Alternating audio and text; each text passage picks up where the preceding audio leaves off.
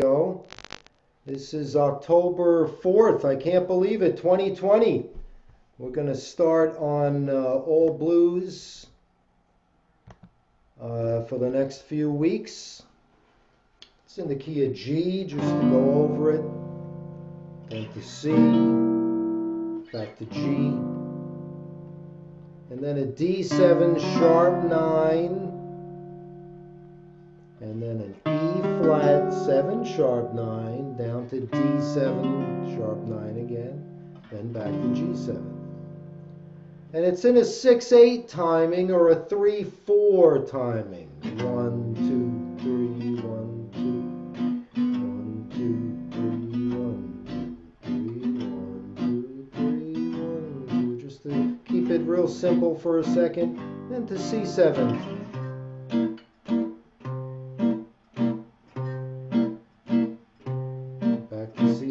G7th, I mean, sorry, yeah. Now D7 sharp 9, up a half a step, back down, and back to G7th. To the 5, and you're back at the top. Okay, so let's just play through that once or twice. Oh, look at that, not bad, right on. Just to get used to playing kind of the, 1, 2, 3, the real simple, basic foundation of the whole 6/8 blues. Okay, so let's just play it through a couple times. And you can experiment with 13 chords and, different inversions. Feel free to obviously do that. Since we're all muted, that's the beautiful part about the mute button. So, okay, here we go. 1, 2, 1, 2, 3, 1, 2, 3.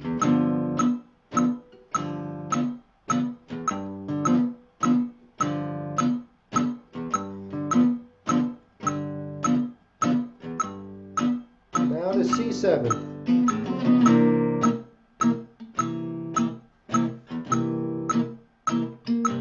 G7.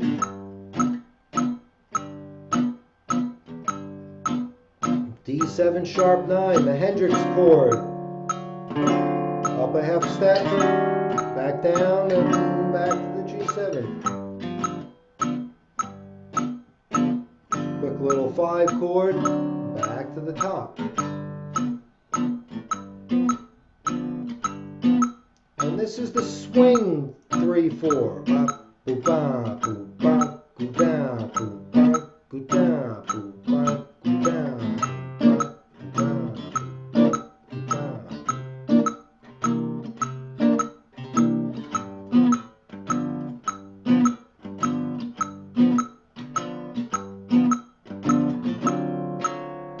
Part always kind of hangs on like this. It's the uniqueness of the tune.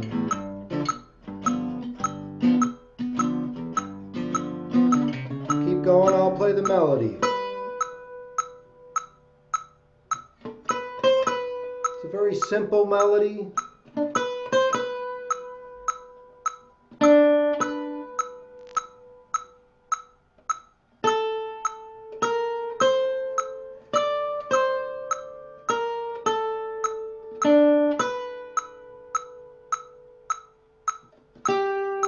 How cool is that, right?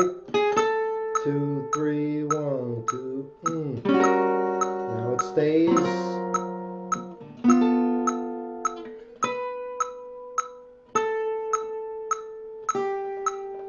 So it's a very interesting melody because it's very simple. They have the rolling piano chords. Now the other part of the tune, which we're going to do before we start the melody, because it's an important part of the song, is the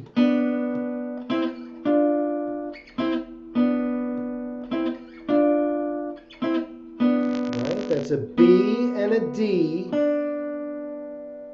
and then a C and an E, and then a D and an F. I mean, this is a blues riff that you can take into all styles of music. let's just practice this. 1, 2, 3.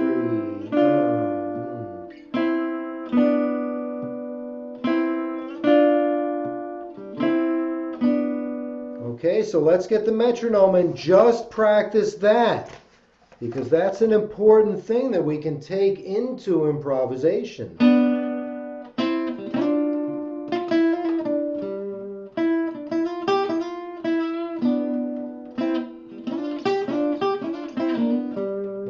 That could be a great jumping off point into some blues playing. So we'll practice that with the metronome. Just that. We're not going to go on, just the G7 part.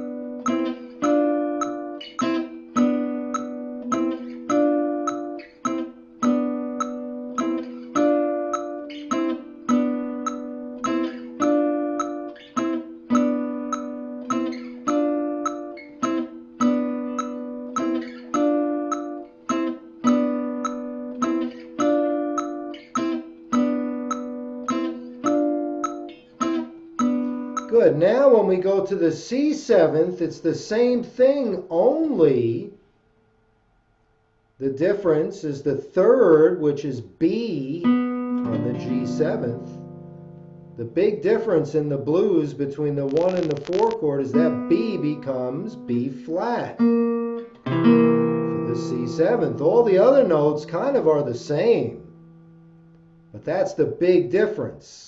So instead of, we're going to hit a B flat.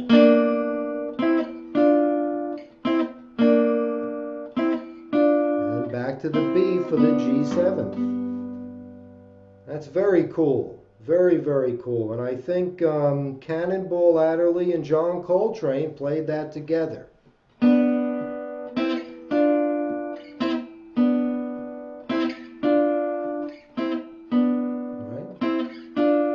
We come up to the C7th, so we hit the B flat.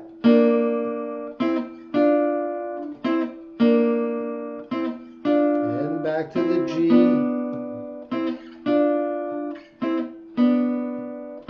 And then the D7 sharp 9.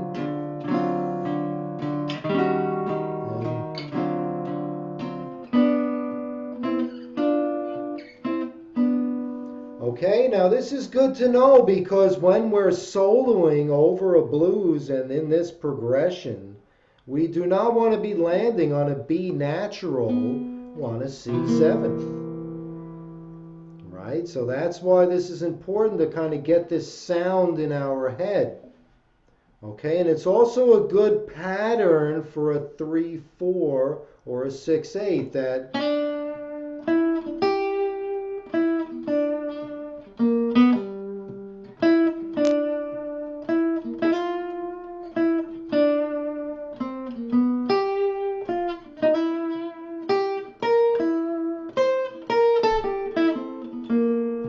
just have that in as the timing, because that's a big part of this all blues. Is it's 6-8 or 3-4. It's not the usual 4-4 blues. So our usual blues licks that we play for 4-4 blues aren't going to really work. I mean, the notes are the same, don't get me wrong, but the usual riffs we play in 4-4. So that's why it's good to get these little rhythms down. So now let's move on to the melody, which I love this melody. I think it's such a brilliant, simple melody. Starts on a B note.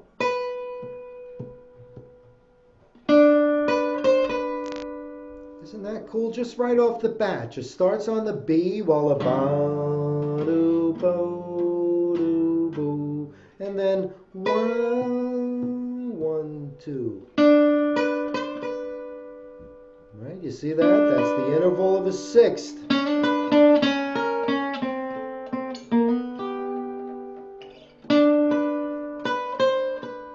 And that's the suspended. And then he does it again. Bo-ba-doo-doo. And then resolves. Wow.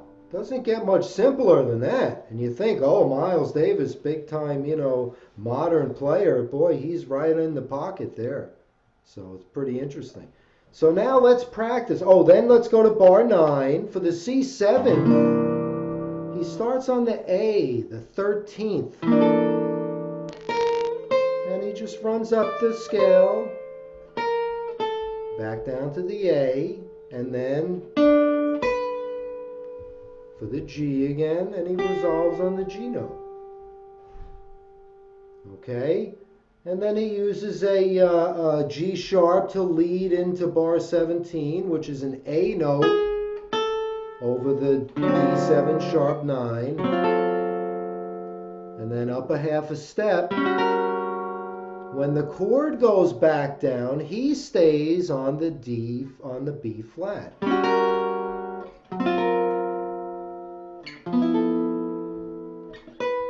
he resolves on the A to the G. You see that? It's very interesting there. So on bar 17, 2, 3, 1, 2, 3, and it stays there. And back down the G, and back down the simple scale. Okay, so I'm going to put the metronome on, and we'll play through the melody a couple of times. Okay. 1, 2, 3, 1, 2, 3.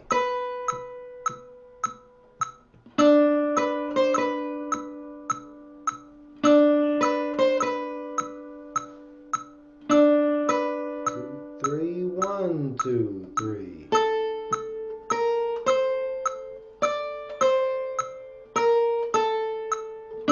1, 2, 3, 1, 2, 3, 1, 2, 3. 1, 2, 3, 1, 2, 3, 1, 2, 3, 1, 2, 3, 1, 2, 3, 1, 2, 3. I'll put the rhythm in.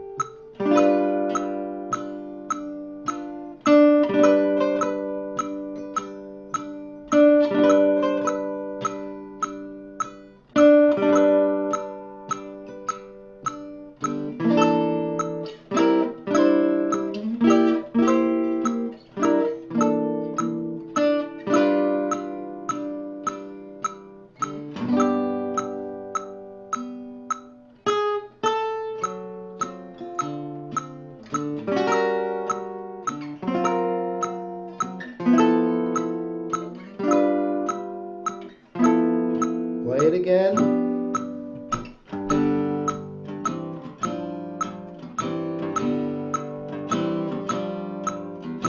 Ba-da-doo, bo-doo.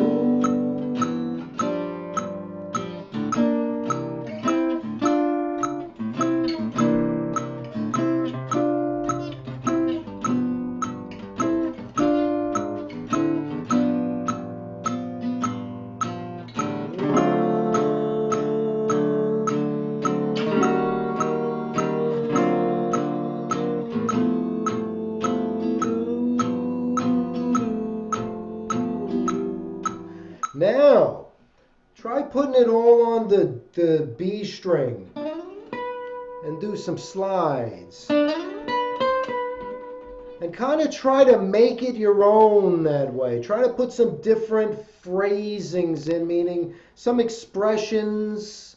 You know, use the melody because it's such a simple melody, and the guitar is a great instrument for slides, and you could bend that up. Look at this. I always like that. Tommy Emmanuel loves to do that.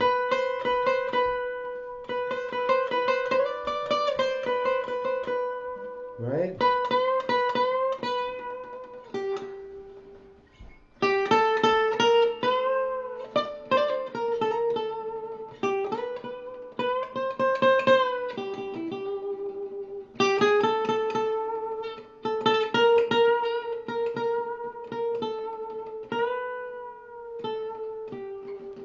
Right? So you could be a little free with the phrasing, and I'll keep some strong rhythm for you, you know.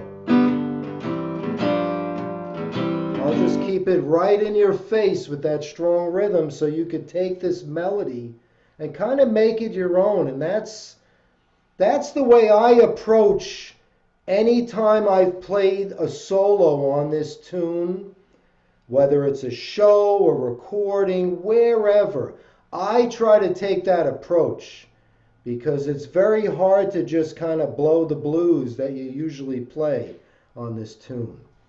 So that's why I'm kind of starting with this as a way to get introduced to, to playing a cohesive solo that fits the song, really. And I think that's a great way to fit the tune.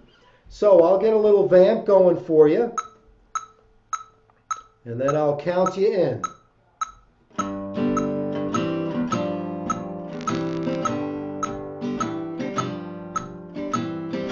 Okay, here we go. 1, 2, 3.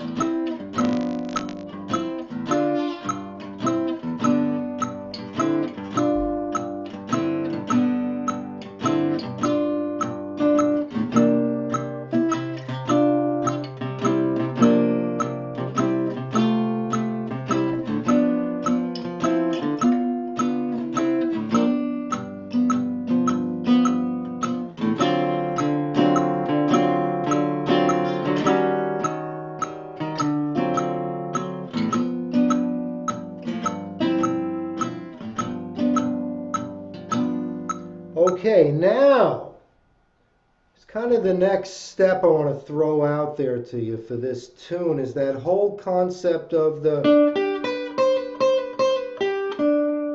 It's a great sound that you hear a lot. It's the whole tune. You know, that Allman Brothers theme. Paper Moon. There's a lot of songs that kind of go in that fifth to fifth, I call it. And there's your triad, right? Your little G, it's like your D chord, only on G. And then the suspended, it's like... It's that sound.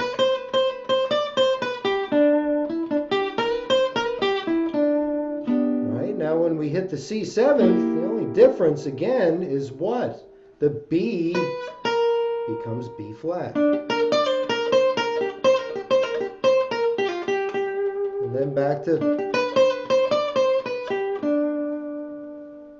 Right? So it's kind of an interesting approach to take if you're going boom, boom, boom, boom, and then you have something that comes in.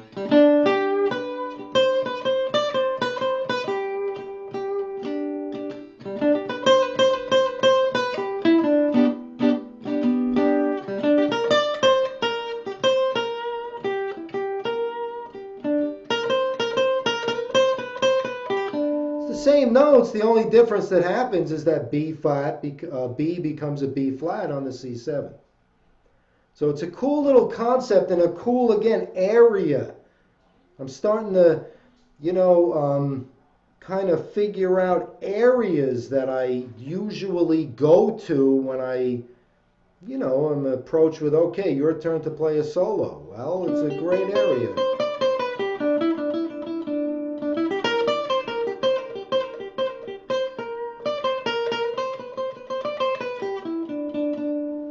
So it's a cool approach. Now for the D7 sharp 9. I'll never forget in high school, 9th grade, I was the guitarist in the McDonald's jazz band. I made the second band because the first band guy was a senior. So anyway, And I remember I had a solo and I saw the chord D7 sharp 9, and it was one of those funky big band things. And I came from, playing. So I was like, hold it, D7 sharp 9. And it was years later that I thought it's all the notes of the pentatonic, the D pentatonic. We don't have to think about a complicated D7 extended this and that chord. And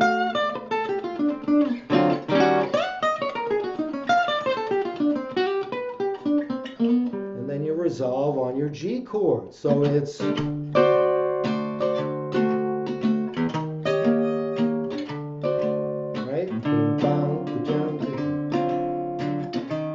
Now I'll play the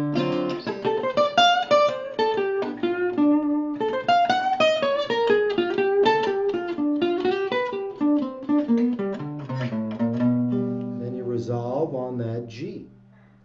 So on that D7 sharp 9, go ahead, play a little D pentatonic and I'll hit the chord.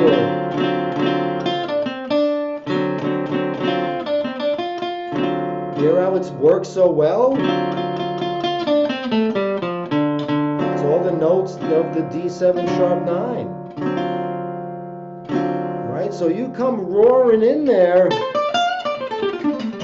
and then up a half step, and then back down to D, man, you're going to really have some fun in there without worrying about, oh my God, a D7, D, F sharp, A, C, D, E flat, and F. It's like too much to think about. So simplify it, pentatonic. Okay, so, and it works really well.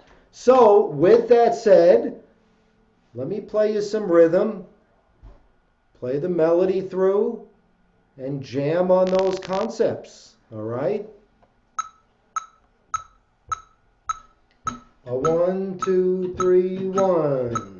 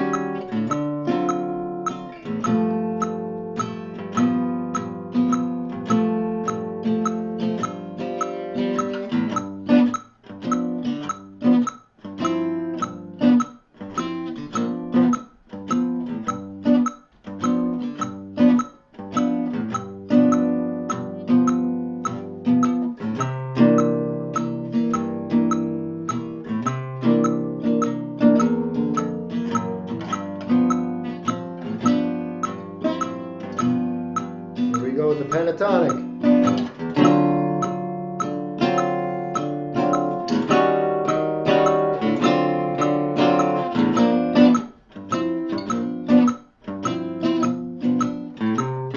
One more.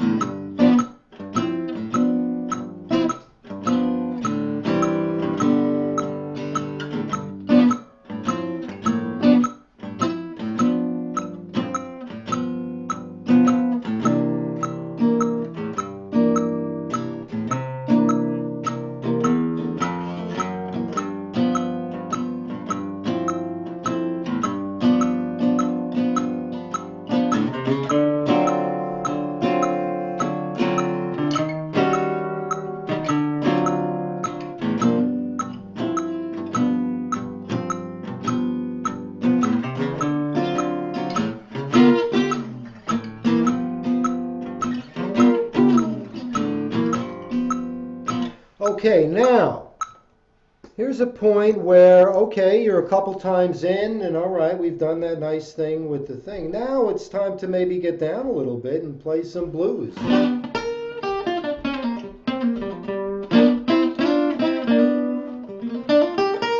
Instead of the, now we're in the,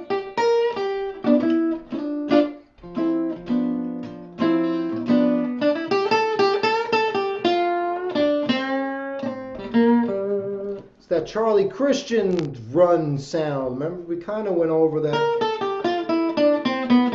All of those notes, the combination of the minor and the major pentatonics, but you don't want to go overboard. You want to really define your ideas in this kind of tune, because there's a lot of rhythm going on. Usually you're going to be playing this with either, if you're just playing with another guitar player even, he's, you know,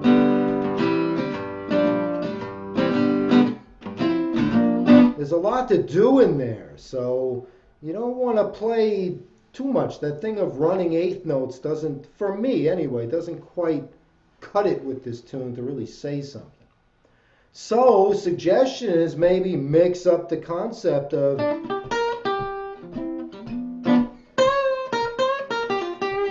do some of those cool little blues licks like you're used to, but in the 3/4. But you're going to notice the timing is like, oh, where am I for a second? With me, for 3/4 anyway, that took a long time for me to get, you know, so used to playing in 4/4, and then I do my licks that I usually do, and they don't work out the same way rhythmically in 3/4, obviously.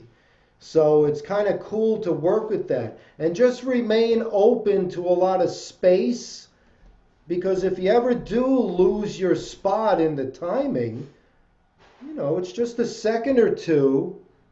It's just a second or two that you can take to get your beat back and then start up again. Okay, so with that said, I'll just play a little more rhythm for you. It's the best way to... Okay, and then try with a little blues now. A little more traditional.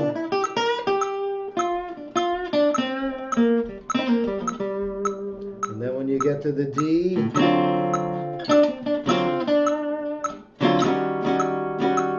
then maybe, you know, switch back and forth. Try to really make some cool musical statements. Remember, the silence and the space is very important to defining your idea. Okay, no matter how simple the idea. I mean, look at the music here. This is the simplest idea in the world, these little melodies that Miles wrote, and they're the best-selling jazz records of all time. So there's something to be said for a good, strong, solid musical idea. Okay, here we go. A 1, 2, 3, 1, 2, 3.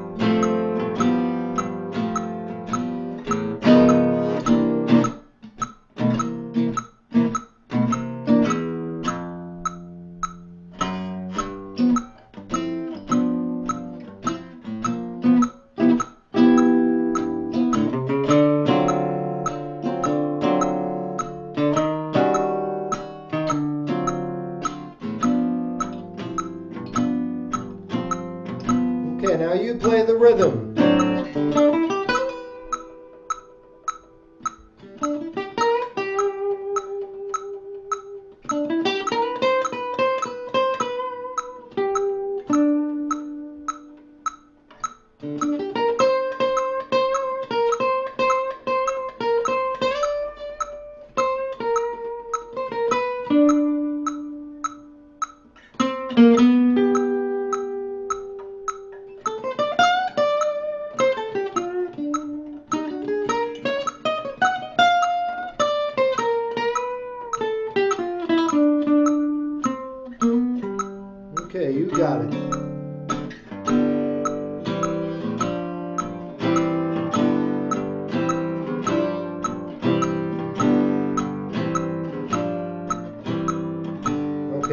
take 4.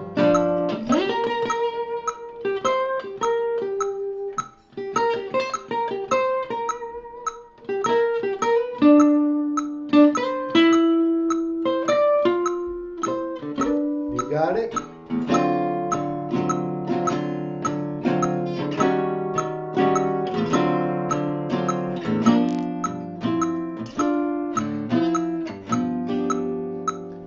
Okay, I just want to leave you with where we're going to go with this next week to give you some food for thought for the week. Because obviously we have our G7th, and then we have our 2 chord that's associated with the dominant, D minor. Now that leaves a whole realm of possibilities here.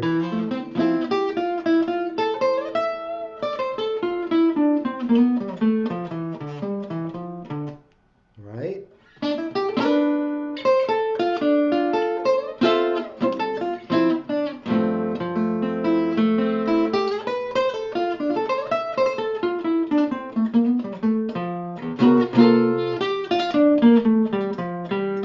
Right? That's for the C7th. We're looking at a G minor.